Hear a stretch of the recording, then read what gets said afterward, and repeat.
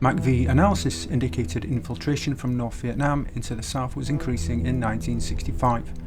It was estimated that 26,188 personnel had arrived in the south during the year, a twofold increase on 1964. Months later, this estimate would be increased to more than 36,000. 90% were believed to be North Vietnamese, while the rest were southern returnees, and an increasing number were members of NVA regiments. Most entered South Vietnam through southern Laos. This channel's mission is to challenge the Vietnam orthodoxy. Much of what you know about the Vietnam War is either incomplete or false. To support this channel and its mission, please subscribe and like the video. The tempo of battle in South Vietnam underscored the problem. Despite estimated losses of 35,000 killed and 6,000 wounded, 229,700 VC and NVA waged conventional, guerrilla and political war against South Vietnamese, American and Allied forces, which numbered about 674,000 by the end of 1965. The Communists were clearly not short of weapons, ammunition and other supplies, and Laotian roadwatch teams and other intelligence sources reported an increasing number of supply trucks moving south along key routes. In November 1965, MACV Commander General Westmoreland and his staff were studying a plan to concentrate more tactical airstrikes against routes, trails and strongpoints in southeastern Laos, next to the border with South Vietnam. The plan was translated into a new concept named TIGER HOUND by Westmoreland. The word tiger indicated aggressiveness and hound the determination to root out the enemy. The in-country war in South Vietnam would be extended into this small area of Laos, using Navy and South Vietnam-based Air Force and Marine aircraft. USAF piloted low-flying O-1 Bird Dog forward air controllers with Lao observers on board would control the airstrikes. The O-1 FAC pilots became familiar with the route and trail structure and supply bases through their frequent missions, and they gathered much of the visual information.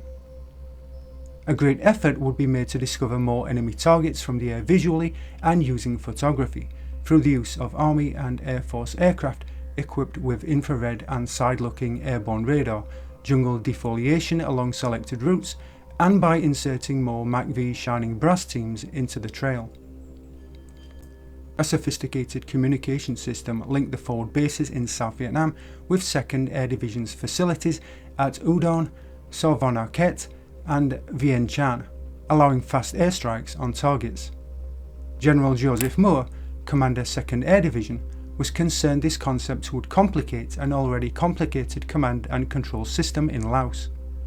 He suggested using 2nd Air Division's Tactical Air Control System, as TACS had the expertise and assets to handle the operations and coordinate Army and Air Force aircraft.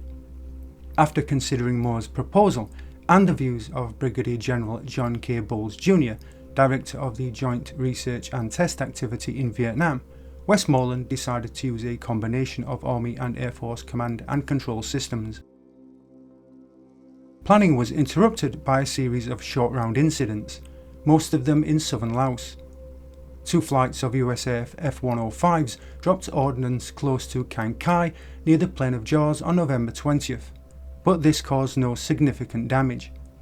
However, a strike the next day by USAF B-57s, attempting to hit a bridge over the Kong River near Atopur, hit a Jeep station wagon, destroyed several houses and a Buddhist temple, and killed a monk and injured civilians.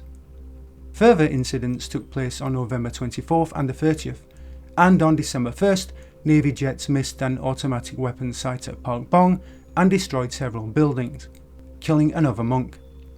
Ambassador Sullivan moved the bomb line from Park Bong, and he and Brigadier General George B. Simler, Chief of Plans and Operations at 2nd Air Division, warned airmen of the sensitivity of operations in Laos. Tiger Hound planning continued.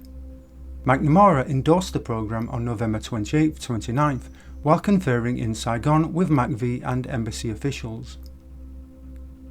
There was no decrease in enemy infiltration, and in October, with monsoon weather ending, it was estimated 1,500 enemy personnel had passed through Laos on their way to South Vietnam, with the figure expected to rise to 4,500 each month during the dry season.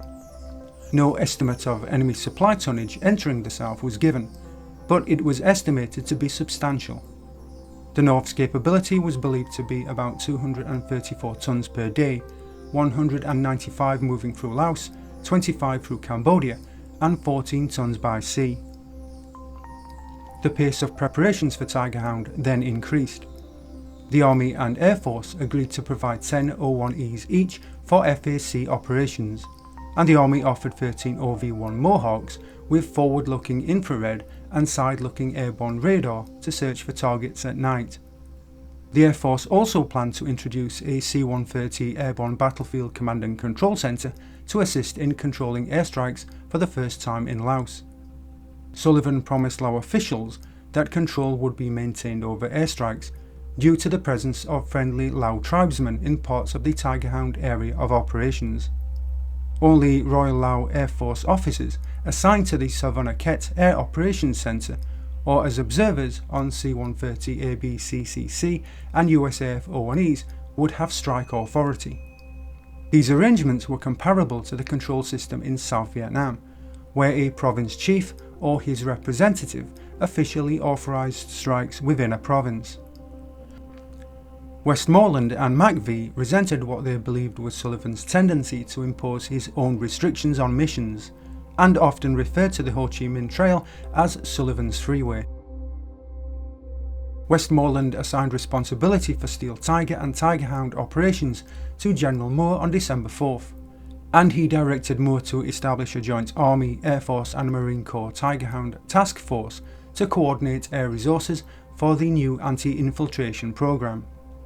Also on December 4th, Suvarna Phumar, Prime Minister of Laos, agreed to the use of all available American aircraft to counter infiltration, but he insisted on no publicity. Phumar also approved the installation of 2 new mobile USAF tactical navigation systems, one near Staaveren in southern Laos, the second near Na Khang in the north. The systems were installed early in 1966. Moore appointed Air Force Colonel John F. Groom as head of the Tiger Hound Task Force.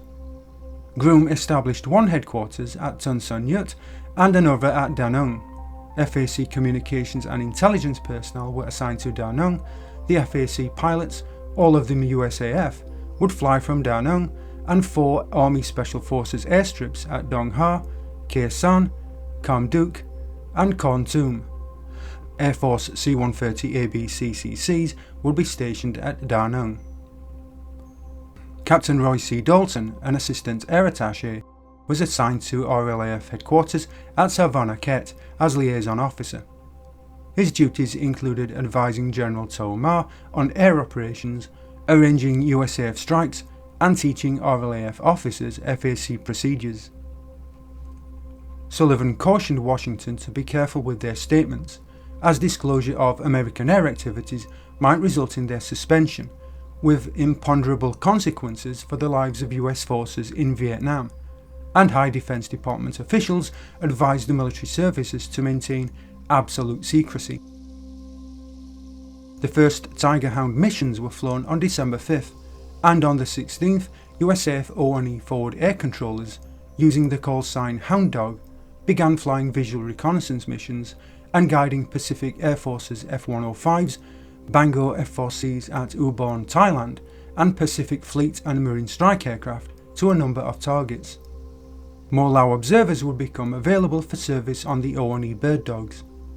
The first elements of the USAF's 4th Air Commando Squadron had recently arrived at Ton Son Nhut, and several of its AC-47 gunships, serving as flareships and FACs as well as in their attack role, joined the aerial assault.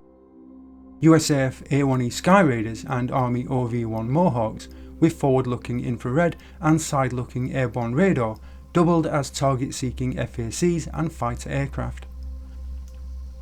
MACV Shining Brass now also had more teams operating into the Ho Chi Minh Trail where they pinpointed targets. A USAF C-130 ABCCC overhead provided coordination and control of all Tiger Hound aircraft, 2 RLAF officers validating targets, either instantly or by calling the RLAF Air Operations Centre in Vientiane or Savanakhet to determine target status. Many of the initial targets were selected from aerial photographs taken by 2nd Air Division reconnaissance aircraft shortly before December 5th over the 90-mile-long Tiger Hound corridor. The targets were spread across a large area and comprised 110 enemy installations, which contained hundreds of huts for housing and other facilities. The RLAF target system assigned targets to one of three categories, A, B or C, with C being the most sensitive. Category C targets could only be hit if approved by high-level Laos or US authorities. The number of A targets that could be hit immediately, increased rapidly as O1 forward air controllers learned how to spot the enemy in the jungle terrain, rising from 29 on December 5th to 69 by January 12th. On December 6th, 2nd Air Division started to defoliate selected routes and trails in the Tiger Hound area, with 2 Ranshand UC-123s performing the spraying. And on the 10th, B-52s from 3rd Air Division on Guam carried out their first strikes on suspected infiltration targets bordering South Vietnam. The aircraft dropped BLU-3B bomblets and 750-pound bombs, but with no follow-up ground patrols, results could not be determined. Efforts to keep Tiger Hound operations secret failed. On December 13th, the New York Daily News reported that US air operations over Laos had risen by 50%, would soon be increased again, and defoliants were being sprayed along the Ho Chi Minh Trail. Then a week later, the Washington Post revealed a B-52 strike in Laos and predicted more. Washington had no comment. Suvarnabhumi characterized these reports as fabrications, and Sullivan asked Washington not to approve any more B-52 strikes until he could assure the Prime Minister there would be no publicity for such strikes. From December 6 until the 31st, 809 Tiger Hound tactical strike sorties were flown, 384 by the Air Force, 325 by the Marines, and 100 by the Navy. The Air Force flew 51 missions at night. Its principal nighttime weapon remained the C-130/B-57 combination. At first, Tiger Hound operations produced few verifiable results. However, pilots believed strikes were sometimes successful. Colonel Groom remarked, "During December and part of January, we concentrated most of our efforts on fixed targets. We were getting many secondary explosions. However, we didn't see much truck traffic. Probably in December, we saw or hit something like a dozen trucks. The enemy was moving everything at night, so we started a night program. It was more a harassment type of thing rather than finding good targets and hitting them." By the end of the year, 8 Shining Brass teams were available, and more were training. The teams were making shallow penetrations into Laos to identify targets for Tiger Hound, and these missions were productive enough for Westmoreland to align the authorised Shining Brass area with the Tiger Hound boundary. Helicopters were also only authorised to lift out or resupply teams. Westmoreland wanted to expand operations so teams could also be inserted by helicopter, but Vientiane and Washington thought this was premature. Tiger Hound and other air and ground operations across the theatre were paused on December 24th for a 30-hour Christmas truce. Ambassador Sullivan and air and ground commanders opposed the bombing halt, which was soon extended to 37 days, as American officials in public and private attempted to encourage Hanoi to the negotiating table. Sullivan particularly objected to the linking of a bombing halt to military operations in Laos, where Hanoi never admits it is fighting anyway. Persuaded, on Christmas Day President Johnson allowed Barrel Roll, Steel Tiger and Tiger Hound operations to resume in Laos, and by December 28th, regular missions were being flown for all 3 programs, Tiger Hound averaging about 100 strike and armed reconnaissance sorties per day. What had been achieved by the end of 1965? A rough estimate was compiled by Air Force statisticians in 3 target categories for Barrel Roll, Steel Tiger and Tiger Hound as of December 23rd. However, there was no reliable evidence the programs had reduced infiltration of manpower into South Vietnam. But military commanders were not disheartened.